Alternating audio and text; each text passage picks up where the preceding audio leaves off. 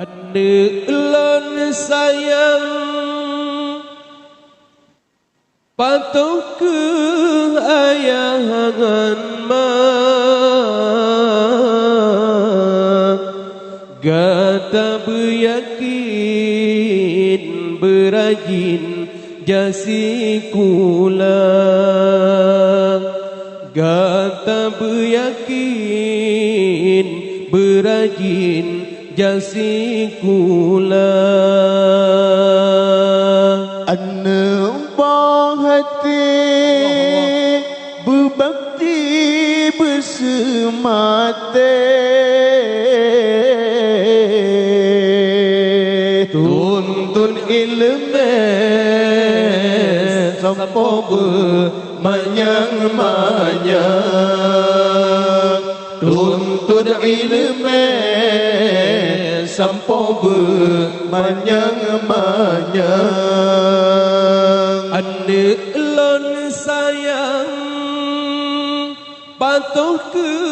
ayahan gata beryakin berajin jasi kula gata beryakin berajin jasi kula ane hati berbakti bersemate tuntut ilmu sampo bermanyang-manyang tuntut ilmu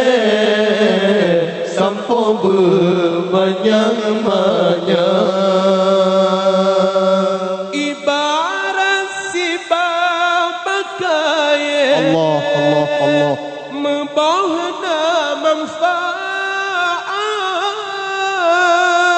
jika faedah keketanya manusia menan syitanya hai ane menyanai ilmu tentang guna kebangsa dan agama pesan ulun hai ane berbakti bersemate tafakur tasyukur ba'apa rabbana ane elon sayang patuh ke ayahan gata berajin beryakin jasi kula gata berajin beryakin jasi kula ane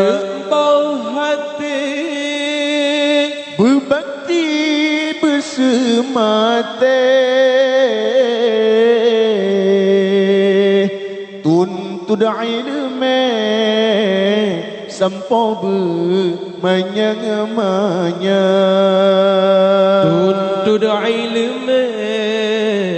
sampo bermanyang-manyang ibarat sibak bakaya membahana manfaat jika faedah keketanya manusia menan syitanya hai ane menyana ilmu Allah Allah Allah Allah kentena guna kebangsaan agama pesan ayah hai anak berbakti semate tafakur tasyukur ba'apa Rabbana pesan ulun hayat